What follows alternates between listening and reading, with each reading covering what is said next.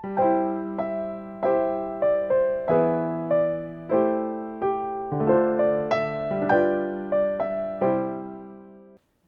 pueden ver esta tarde, he titulado este sermón Un pueblo apartado para agradar a Dios. Es el sermón número 2 de la exposición de la carta de Pedro.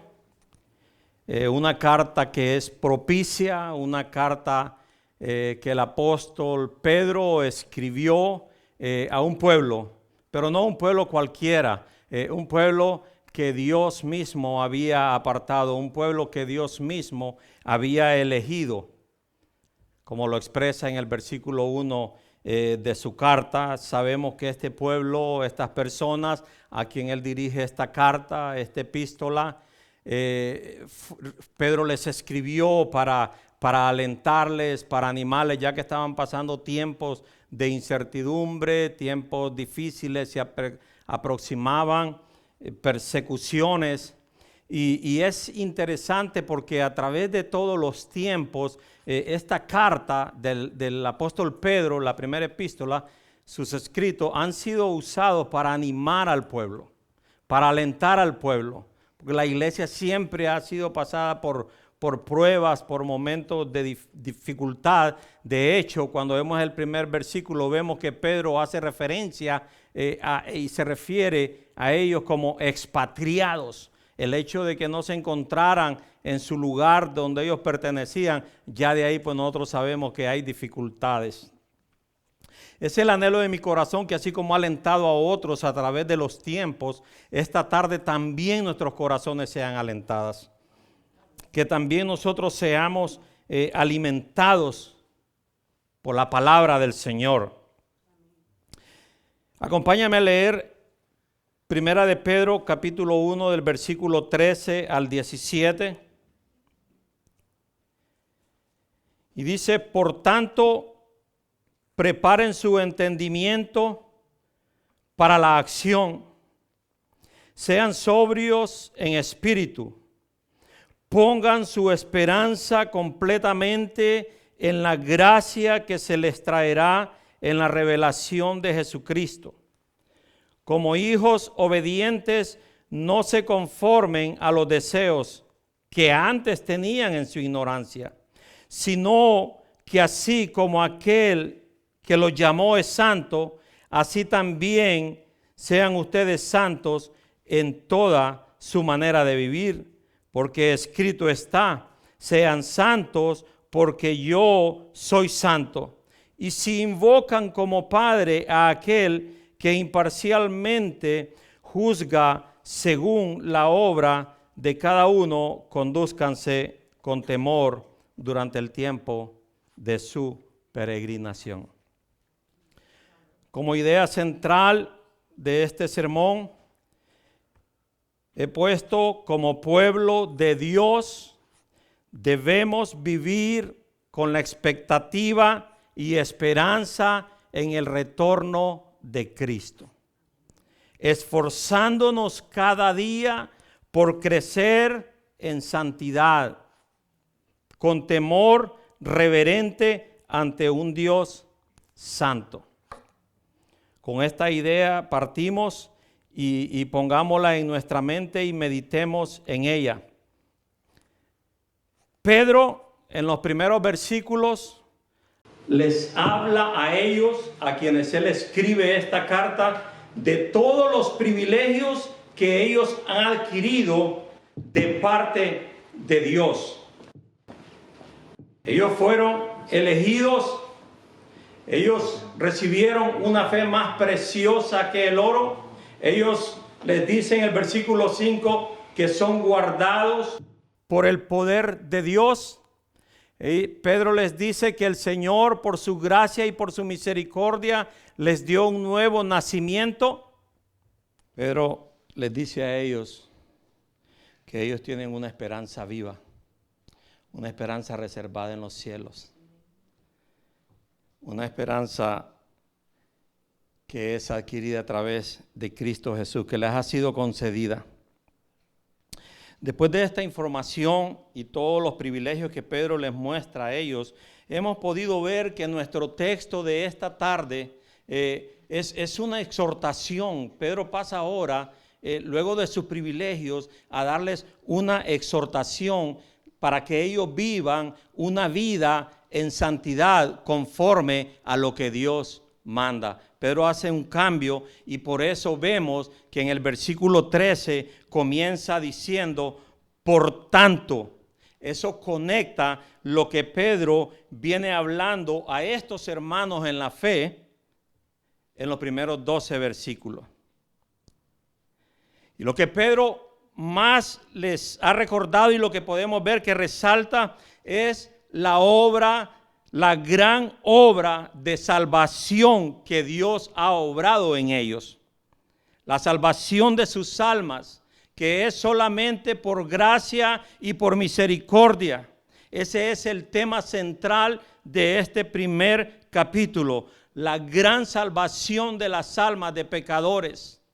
Por gracia y por misericordia del Señor. Nada más por gracia, nada más por misericordia. No porque ellos pudieran haber hecho algo, solo porque el Señor quiso elegirlos de entre millones y millones de pecadores que habían ofendido a Dios. El Señor los apartó, el Señor los separó. Y Él quiere, por lo tanto, que su pueblo sea un pueblo que le adora. A la luz de esa gran obra de salvación y de ese nuevo nacimiento que menciona en los primeros versículos y que ha sido concedido solamente por la soberana voluntad de Dios a través de la muerte y resurrección de Jesucristo, el Hijo de Dios. Ahora ellos conocen que tienen una identidad en Cristo. Ahora dice la Escritura que ellos son un pueblo de Dios. Por lo tanto, ellos tienen la responsabilidad de vivir una vida que se conforme a Cristo, una vida que agrade a Dios. Pedro, más adelante en la epístola, nos vamos a dar cuenta cómo se refiere y los exhorta a vivir en su conducta de vida, en su comportamiento, en sus relaciones con aquellas personas que les rodeaban, a las esposas, a los esposos, a los hijos. Pero ahora aquí, esta exhortación que Pedro les está haciendo es su vida a los ojos de Dios, su vida en el temor reverente de Dios. Mire lo que Pedro les dice en el capítulo 2, versículo 9 y 10. Quiero que entendamos una cosa. Aunque Pedro estaba dirigiendo esta carta para ellos, pero yo les recuerdo en esta tarde que la palabra del Señor es viva y permanece para siempre. También se aplica a la vida de nosotros este día. Aquellos ya no están, ellos ya pasaron. Ahora estamos nosotros acá. Así que recibamos la palabra. Primera de Pedro 2:9, podemos confirmar cómo Pedro les dice, pero ustedes son linaje escogido, real sacerdocio, nación santa, un pueblo adquirido por Dios, a fin de que anuncien las virtudes de aquel que los llamó de las tinieblas a su luz admirable. Ustedes en otro tiempo no eran pueblo, pero ahora son pueblo de Dios. No habían recibido misericordia, pero ahora han recibido misericordia. No eran cualquier pueblo, era un pueblo que Dios lo había adquirido, que Dios lo había apartado para que fueran posesión de Él. Son palabras mayores, pero también tenía un propósito, y el propósito era que anuncien las virtudes de aquel que los llamó, que reflejaran al Dios Santo que los había llamado, dice, de las tinieblas a su luz admirable. También nos hace referencia que en otro tiempo no eran pueblo, ahora sí eran pueblo. no habían recibido misericordia, pero ahora sí han recibido misericordia. De ahí que Pedro inmediatamente, después de declararle todos los privilegios y sus responsabilidades, el apóstol entra ahora sí directamente a exhortarles para que vivan esa vida en santidad que Dios demanda, buscando y esforzándose ellos en crecer en santidad para agradar a Dios. No solamente el domingo, o no solamente cuando se congregaban en los hogares, en toda su manera de vivir. Podríamos preguntarnos, ¿cómo debían responder estos cristianos ante semejante noticia, ante semejantes privilegios de ahora ser pertenencia de Dios, de ahora ser un pueblo adquirido por Dios? ¿Cómo deberían ellos responder? Bueno, he puesto 3 encabezados y el número 1 es: ellos deberían responder haciendo uso de ese conocimiento que Pedro les dio, de ese conocimiento que adquirieron en la preparación del entendimiento para la acción. ¿Qué acción? La vida diaria. El conocimiento para poder prepararse, para poder confrontar, enfrentar y vivir cada día con temor delante de los ojos de Dios. Ellos debían poner en marcha, ellos deberían esforzarse para crecer en esa santidad que Dios demanda. Los teólogos hablan de 2 tipos de santificación: la santificación pasiva, que es la que le pertenece totalmente a Dios, donde nosotros no colaboramos, apartados porque Dios los santificó, porque Dios quiso apartarlos para Él.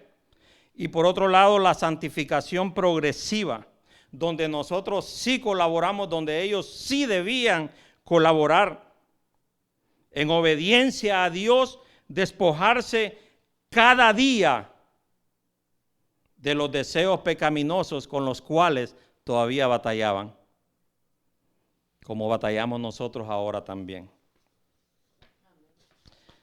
A este conocimiento de la obra de salvación que Dios había hecho en la vida de ellos, ese conocimiento los hacía a ellos responsables de actuar conforme a la voluntad de Dios. Antes eran ignorantes, ahora tenían conocimiento de la obra que Dios había hecho en sus vidas. Tenían la responsabilidad de responder en esfuerzo, en obediencia, para vivir esa vida que Dios demanda.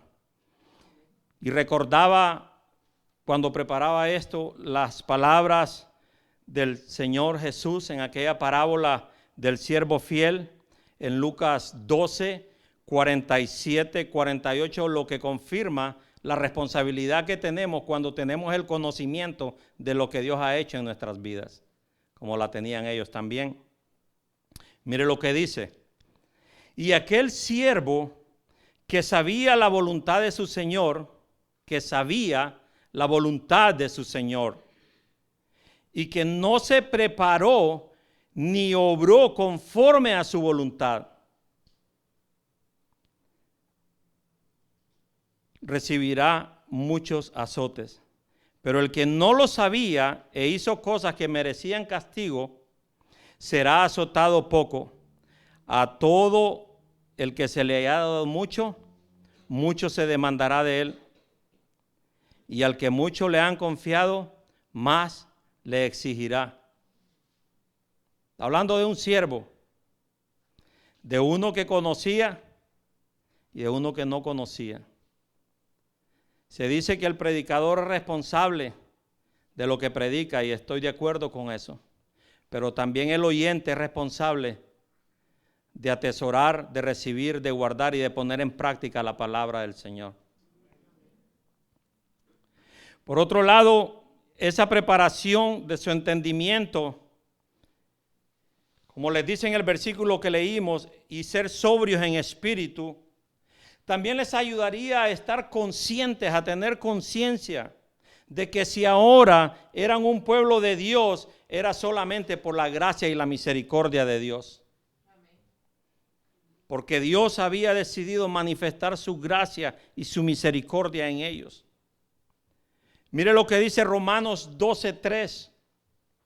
El apóstol Pablo: porque en virtud de la gracia que me ha sido dada, Pablo reconocía que todo lo que él era por gracia y por misericordia. Digo a cada uno de ustedes que no piensen de sí mismo más de lo que debe pensar. El que tiene un conocimiento adecuado y propicio de la obra de salvación en la vida de él, se va a asemejar a Cristo en humildad. Va a ser humilde. Sino que piense, dice, con buen juicio, según la medida de fe que Dios ha distribuido a cada uno.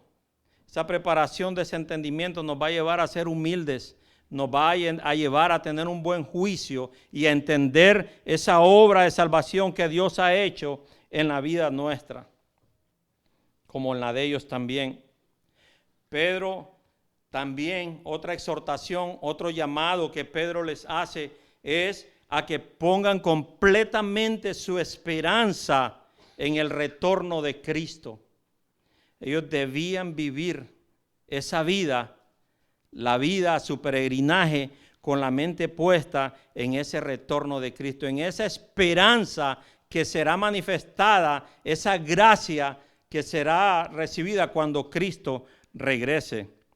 Pedro hace un señalamiento a la segunda venida del Señor. Podemos entender entonces que mantener esa esperanza en el retorno de Cristo y la mirada puesta en ese día glorioso, porque va a llegar ese día de gloria. Cristo va a venir pronto. Y dice la Escritura que va a venir por un pueblo santo, un pueblo separado. Él viene, ya casi no escuchamos decir que Cristo viene y Él pronto viene. Está implícito en esta lectura de Pedro cuando Él les dice en el versículo 13, pongan su esperanza completamente en la gracia que se les traerá en la revelación de Jesucristo. Por cierto, cuando el Señor ascendió a los cielos, Pedro fue uno de los que estuvo ahí. Y Pedro vio a aquellos dos hombres con vestiduras blancas que se pusieron delante de él y le dijeron, ¿por qué están viendo al cielo? Este mismo Jesús que habéis visto partir, así vendrá de la misma manera. Pedro sabía lo que estaba hablando. Necesitamos, hermanos, tanto como lo necesitaban ellos, lo necesitamos nosotros ahora también. Mantengamos eso en nuestra mente, que Cristo viene pronto. Aquel que verdaderamente ha tenido un nuevo nacimiento, el tener presente que su Señor viene, creo que se esforzará por vivir esa vida. No nos olvidemos de que el Señor viene pronto. Verdaderamente eso nos ayudará a vivir esa vida que agrada al Señor. Número 2, ellos debían responder también ante todo ese conocimiento, ante todos esos privilegios, en santidad, porque es Dios quien lo demanda en las Escrituras.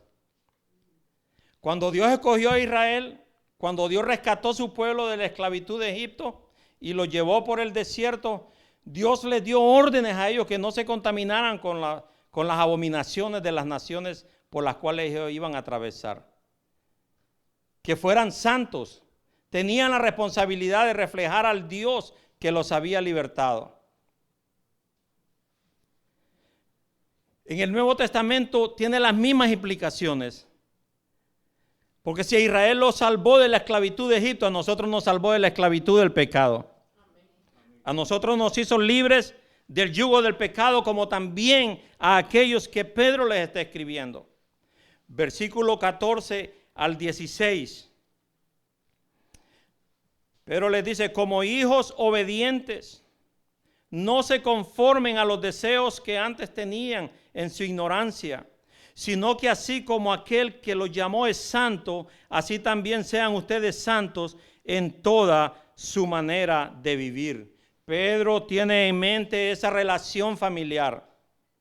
De ahí que Pedro les dice, como hijos obedientes, hijos jóvenes deben ser obedientes con sus padres. Hay bendición cuando obedecen a sus padres. La palabra del Señor dice, honra a tu padre y a tu madre. Y hay una promesa de bendición para que tus días se alarguen. Pero hay un requisito también. Hay que honrar a los padres. Hay que ser obedientes con los padres. Y esto es lo que Pedro tiene en mente cuando Pedro hace esta comparación como hijos. Y Pedro los exhorta por medio de esta ilustración a que obedezcan al Señor. Pero es interesante porque también les dice, no se conformen a los deseos que antes tenían. Esto es interesante. No se conformen a los deseos que antes tenían. ¿Será que el Señor se los quitó? ¿Los apartó? ¿Y le quitó los malos deseos que tenían? No. Ellos seguían batallando con esos malos deseos, con ese pecado que está en ellos. Aún siendo cristianos, aún siendo hijos de Dios, la lucha más grande que nosotros tenemos es el pecado que está en nosotros. El Señor salvó un pueblo y lo dejó aquí en este mundo. Los dejó aquí con un propósito para que en medio de esa lucha y de esa guerra contra el pecado, el mundo pueda ver la luz de Cristo en el pueblo de Dios. En el camino de Dios, en el camino del Señor, cuando hablamos de la obediencia, es una característica que tiene un verdadero cristiano. La obediencia a la palabra de Dios es una característica de uno que ha nacido de nuevo. No se le hacen cargosos los mandatos del Señor. Se deleita en escuchar, en conocer la voluntad de Dios, porque quiere vivir una vida que agrade a Dios. Esa es una característica del que verdaderamente ha nacido de nuevo, del que es pueblo de Dios. El Señor dijo en San Juan 14:15, si ustedes me aman, guardarán mis mandamientos. Nos esforzamos por guardar los mandamientos del Señor. Hermano, nadie los puede guardar. El único que los guardó fue el Señor. Esa es la meta de nosotros, asemejarnos a Cristo en obediencia. Sabemos que no podemos obedecer la plenitud, pero el Señor sí ve nuestros corazones. El Señor sí ve que le amamos o le despreciamos cuando hacemos de lado sus mandatos. Y cada uno de nosotros aquí presente en esta tarde sabe con el pecado con el que está batallando. Sabe conscientemente cuál es el pecado con el que está batallando. Y te recuerdo en esta tarde lo que hemos leído. Dios te dice, sé santo porque yo soy santo. Es una realidad. No podemos negar que la vida del cristiano, la vida del pueblo de Dios, es una guerra constante, día a día, contra esa naturaleza pecadora que todavía quiere arrastrarnos a pecar en contra de Dios. El apóstol Pablo aconsejó a Timoteo diciéndole, ten cuidado de ti mismo y de la enseñanza. No le dice, ten cuidado de los que te rodean, del enemigo. No, ten cuidado de ti mismo, porque ese pecado está ahí. Esa tentación de engrandecerse uno y olvidando que lo que somos es por Cristo, está ahí en nosotros. El problema, el pecado del ser humano y aún de nosotros los cristianos tiene que ver con el corazón. Ahí debemos estar atentos. Ahí debemos mirar hacia adentro de nosotros mismos y poder examinarnos honestamente delante de Dios a la luz de la palabra. Los pecados invisibles, los pecados ocultos, los pecados que para muchos son pecados respetables, pequeñitos que no importa, pecados respetables que muchos todavía los tenemos abrazados. Quizás el hombre no los ve, pero Dios sí los ve. Dios sí escudriña el corazón y la mente. Dios conoce las intenciones y el pensamiento de nuestros corazones. Hermanos y amigos que estamos en esta tarde, somos inexcusables delante de Dios. Entre más conocimiento adquirimos, más responsabilidad tenemos. Así que es esa la parte de nosotros. Venir delante de Dios, examinarnos y decirle al Señor, ayúdame con este pecado, llámele pornografía, llámele envidia, llámele rencor, odio, falta de perdón, porque usted reconoce que está batallando con ese pecado.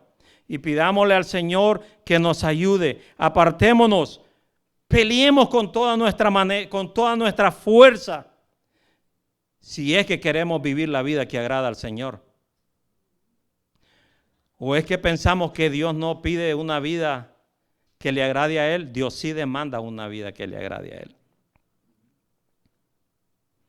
Tenemos nosotros la conciencia que tenía el apóstol Pablo, un hombre que tuvo un encuentro, un hombre que vio la gloria de Dios, un hombre que él mismo se autodenomina, y lo vemos en la Escritura, como perseguidor de la iglesia, indigno.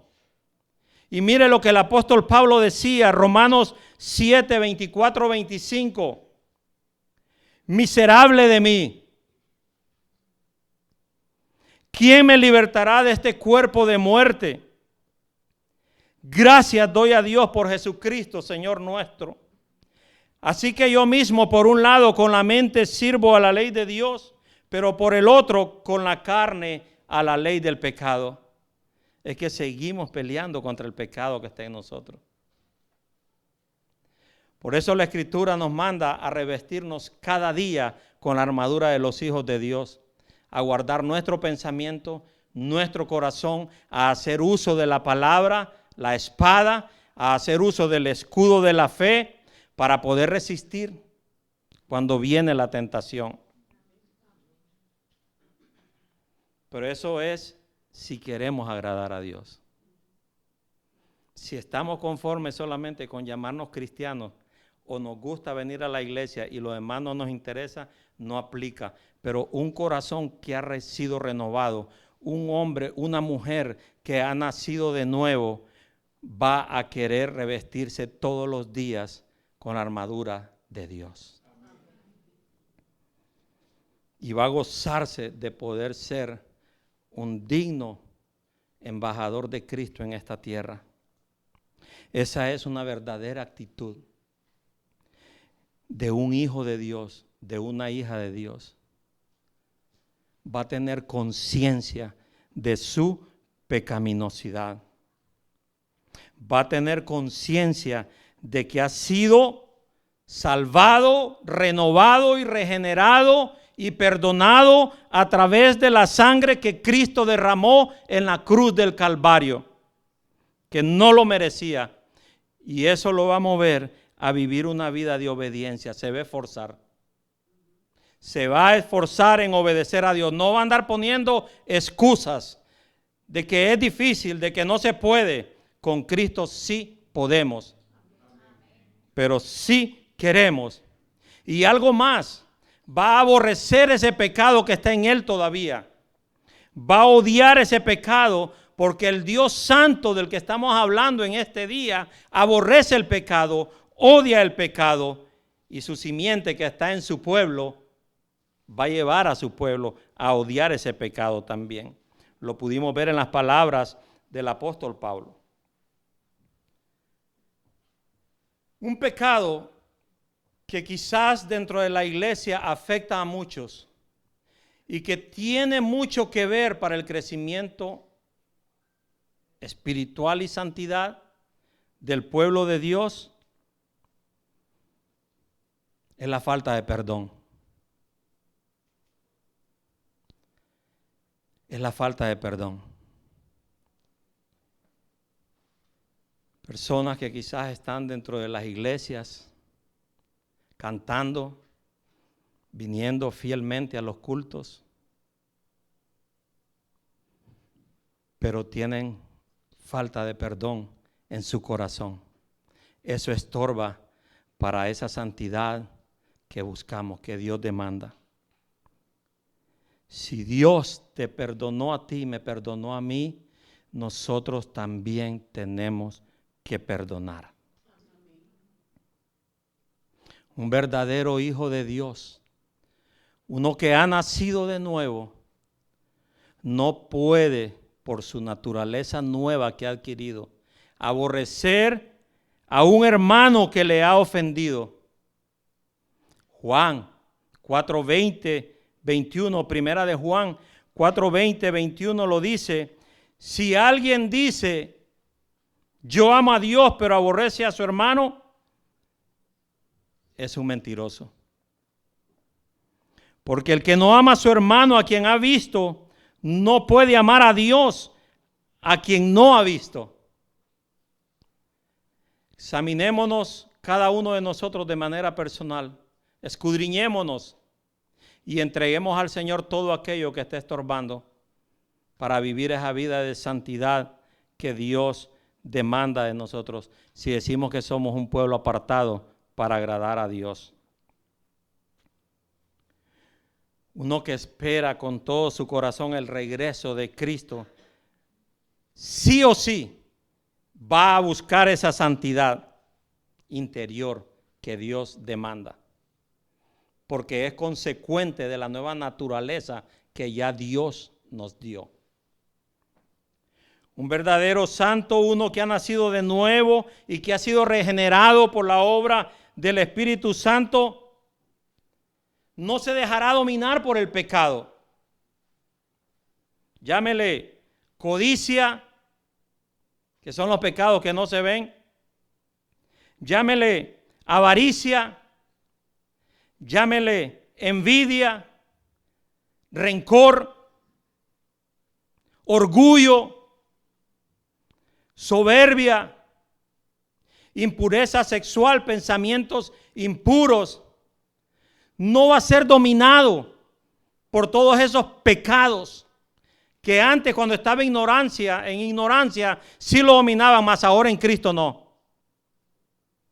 Porque la naturaleza nueva que ha adquirido a través de Cristo lo va a llevar a vencer y a buscar esa santidad que Dios demanda. Todos estos pecados que he mencionado no son pecados visibles.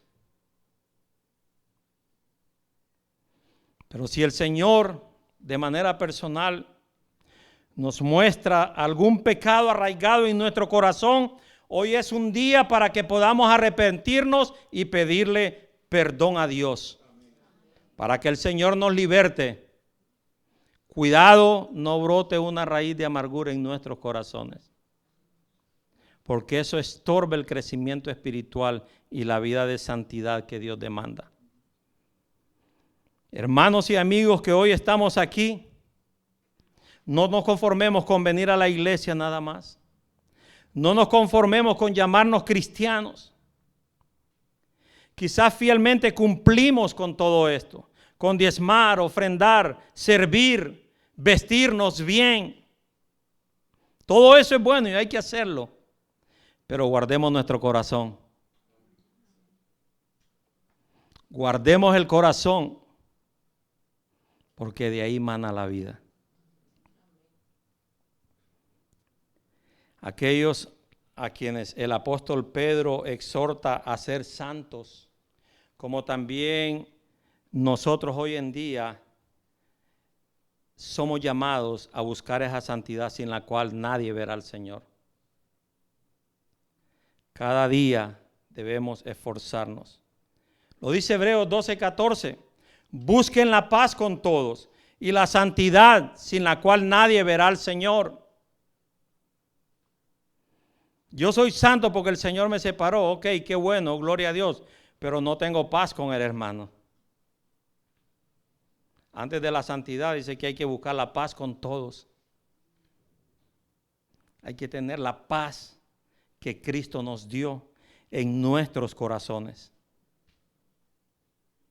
Busquemos la paz. Seamos pacificadores y busquemos también ese crecimiento en santidad. ¿Por qué? Porque todo cristiano que vive con esa esperanza en el retorno inminente de Cristo y dice que mantiene esa esperanza viva en ese día glorioso, hermano, debe buscar esa santidad. Se deleitará buscando esa santidad. Una y otra vez lo encontramos en las Escrituras.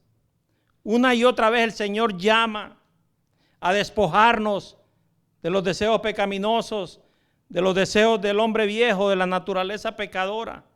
Mire lo que dice Primera de Juan, capítulo 3, versículo 2 y 3. Amados, ahora somos hijos de Dios y aún no se ha manifestado lo que habremos de ser. Pero sabemos que cuando Cristo se manifieste, seremos semejantes a Él, porque lo veremos como Él es. Y todo el que tiene esta esperanza puesta en Él, se purifica a sí mismo, como Él es puro.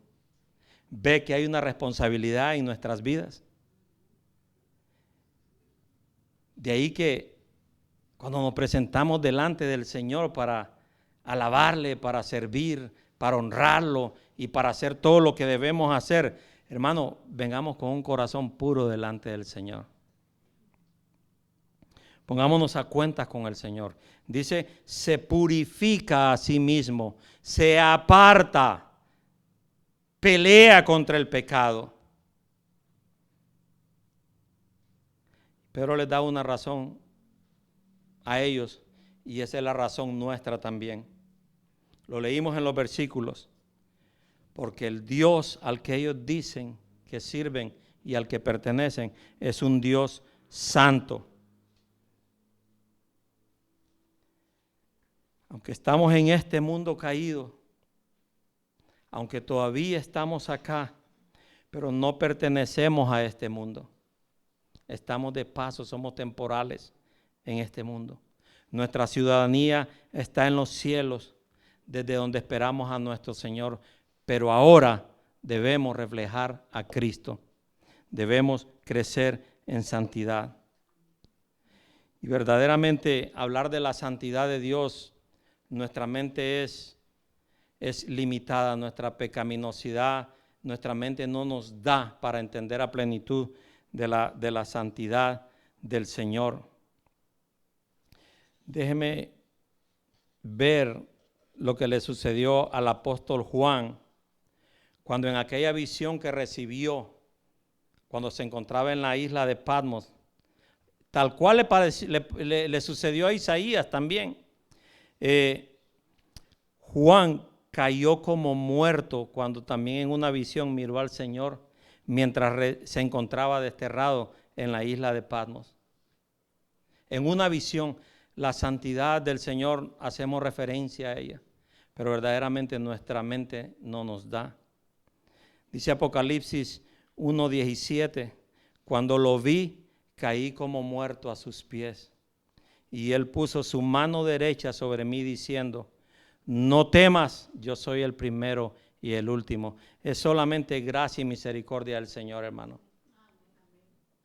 Esa es la única razón por la que podemos llamarnos pueblo de Dios. Porque Él nos ha separado. Él los había separado a ellos y Él nos ha separado a nosotros. Él nos apartó para Él. Somos propiedad de Él, solo por gracia y por misericordia. En una frase sencilla alguien dirá, ¿qué es santo? Santo es ser separado, santo es apartarse. Y en cuanto a estos a que Pedro les escribió en los primeros versículos, él hace referencia, santificación por medio de la obra purificadora del Espíritu Santo.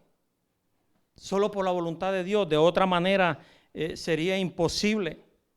Mire, le comparto la cita de A.W. Tozer en su libro Los atributos de Dios. Se expresa él de esta manera acerca de la santidad de Dios.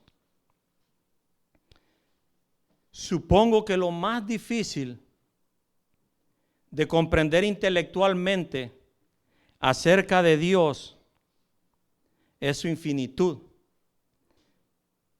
Pero usted puede hablar de la infinitud de Dios y no sentirse un gusano. Pero cuando usted habla de la santidad de Dios, no solo tiene el problema del entendimiento intelectual, sino además una sensación de vileza personal que es casi demasiado para soportar.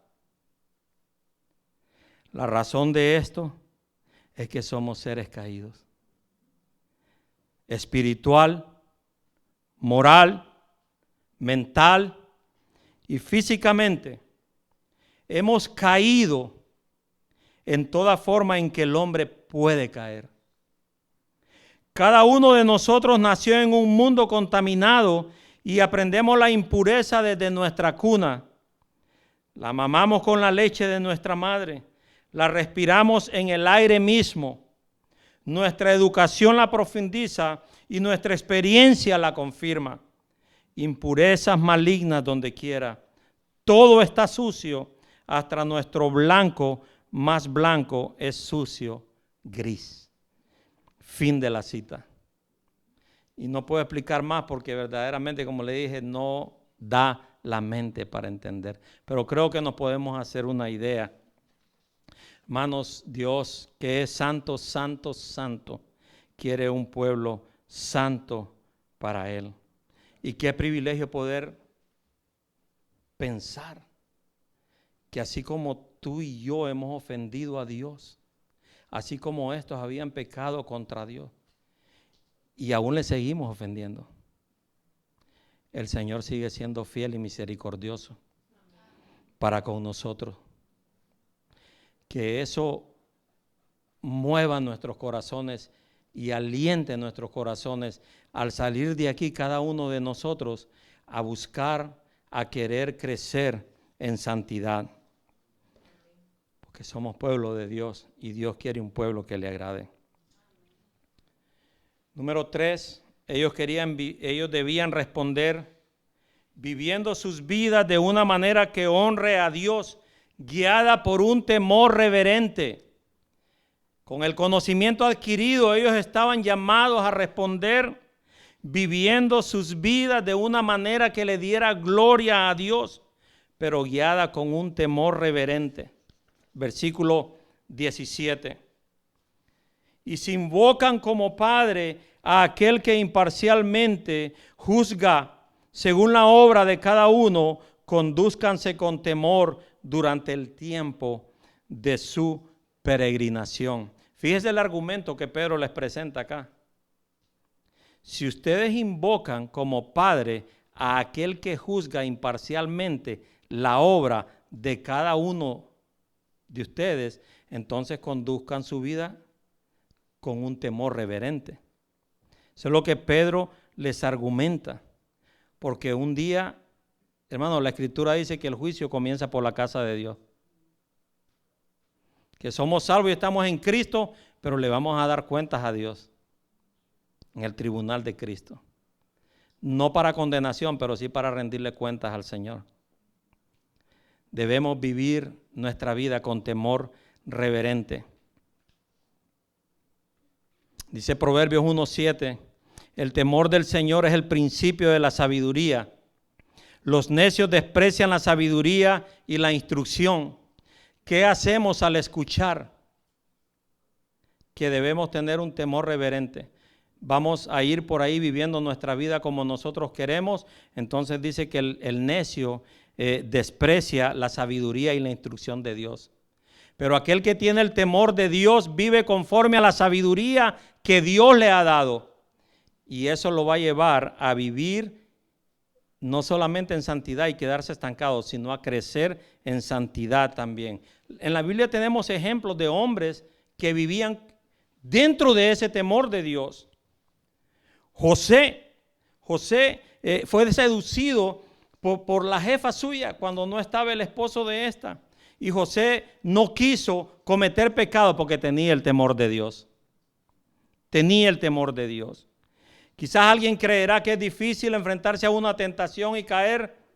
Depende si nosotros queremos agradar a Dios. Él está pronto para ayudarnos. Si nos humillamos a Él, si le suplicamos por auxilio, si vivimos con temor delante del Señor, el Señor es fiel para darnos la salida de cualquier tentación, a pecar en contra de Él. Hallaremos oportuno socorro porque Dios es fiel para librarnos de todo pecado. ¿No prometió Él que iba a estar con nosotros todos los días de nuestra vida? Él lo prometió, y si Él lo prometió, así es. Pero el Señor no nos fuerza a nosotros. El Señor nos muestra sus mandatos y nos deja que vayamos. El anhelo de tu corazón. Y si no, mire a Sansón se le dijo lo que debía de hacer. El Señor no evitó que cometiera todas las abominaciones que él cometió. Lo dejó, pero pagó un precio bien caro. Porque el Señor al que toma por hijo lo disciplina. Si menospreciamos la instrucción del Señor, el Señor castigará. La gran pregunta que podemos hacernos es, ¿queremos abandonar ese pecado que el Señor nos ha mostrado y que tenemos conciencia que lo estamos practicando? Esa sería la pregunta. ¿Queremos abandonarlo o queremos seguirlo deleitando, practicando ese pecado y ofendiendo al Señor? ¿O verdaderamente con todo nuestro corazón queremos ser parte de ese pueblo comprometido que vive para agradar a Dios? Para concluir, hemos visto a la luz de nuestro texto que con el conocimiento adquirido al exponernos a la palabra de Dios, somos responsables de hacer la voluntad de Dios y no la nuestra. ¿Se acuerda del mensaje del hermano James? Dios no obra conforme a nuestras expectativas. Nosotros nos conformamos a las expectativas de Él. Somos responsables de vivir la vida que Dios demanda.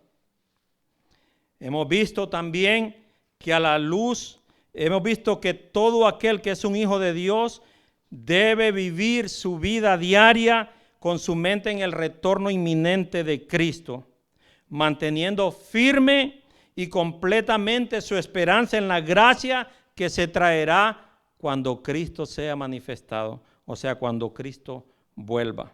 Hemos visto también que debemos seguir buscando y creciendo en esa santidad. Crecer, crecer y crecer. ¿Qué es crecer en santidad? Menguar en mi naturaleza pecadora y crecer a la imagen de Cristo cada día más. Que Cristo sea formado en mí y que yo mengüe. Que yo me voy despojando de mi pecado cada día. La carga del pecado va cada día quedando ahí y Cristo está siendo formado en mi vida. También hemos visto que mientras estemos de este lado de la eternidad, mientras dure nuestro peregrinaje en esta vida, debemos vivir siempre en ese temor reverente delante del Señor. No es una opción.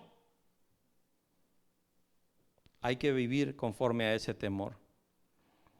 Algunas aplicaciones, amigo, escucha la invitación del Señor. Apocalipsis 21, 6, 8. También me dijo, hecho está. Yo soy el alfa y el omega, el principio y el fin. Al que tiene sed, yo le daré gratuitamente de la fuente del agua de la vida. El vencedor heredará estas cosas y yo seré su Dios y él será mi hijo. Pero los cobardes, los incrédulos, los abominables, los asesinos, los inmorales, hechiceros, idólatras y todos los mentirosos tendrán su herencia en el lago de fuego, en el lago que arde con fuego y azufre, que es la muerte segunda. El llamado del Señor. Si tienes sed, ven a Él y Él te dará gratuitamente del agua que salta para vida eterna. A veces estamos en esa lucha. Me arrepiento, no me arrepiento. Ahí es donde hay que ser valiente. Porque ser cobarde es no reconocer que estoy ofendiendo a Dios. Pero ser valiente es levantarse y decirle al Señor, ten misericordia de mí, que soy pecador. Sé valiente y reconoce tus pecados.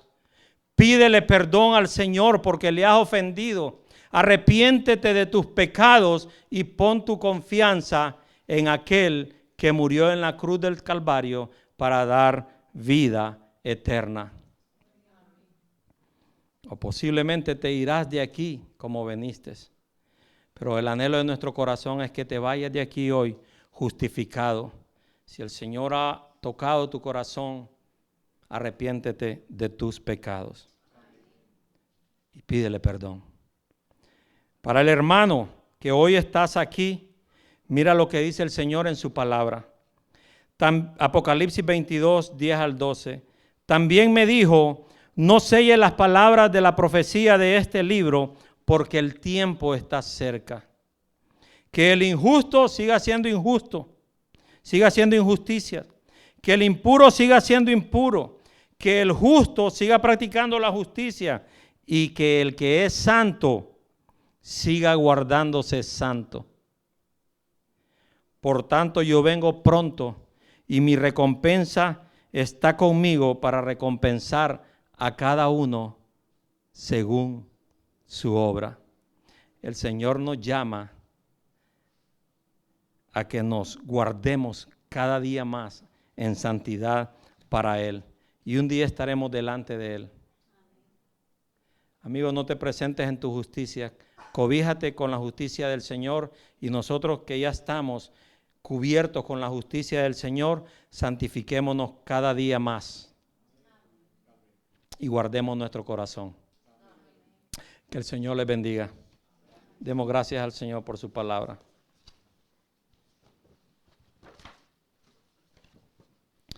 Señor, gracias porque nos hemos expuesto a tu palabra en esta tarde. Queremos rogarte y suplicarte que la bendigas en nuestros corazones, en el amigo, en aquel que todavía está lejos de ti, que no se ha arrepentido. Señor, abre su corazón, glorifícate y dale salvación. Aún el arrepentimiento, ten misericordia, piedad y compasión de él y concédeselo, Señor, y salva a pecadores arrepentidos, a pecadores que vienen al arrepentimiento. A los que ya estamos en este caminar por gracia y misericordia, rogamos para que nos ayudes, Señor, a seguir creciendo cada día en santidad, buscando obedecerte y agradarte, guardando nuestro corazón, limpiando nuestra mente, limpiando nuestro corazón, asemejándonos a Cristo cada día para querer hallar gracia ante tus ojos, Señor. Que podamos ir por el mundo y poder reflejar la luz de Cristo, que puedan ver en nosotros a Cristo, que nosotros verdaderamente estamos muertos al pecado y vivimos para la gloria del Señor. Ayúdanos y aplica esta palabra a nuestros corazones. Muchas gracias, Señor, en el nombre de Jesús. Amén.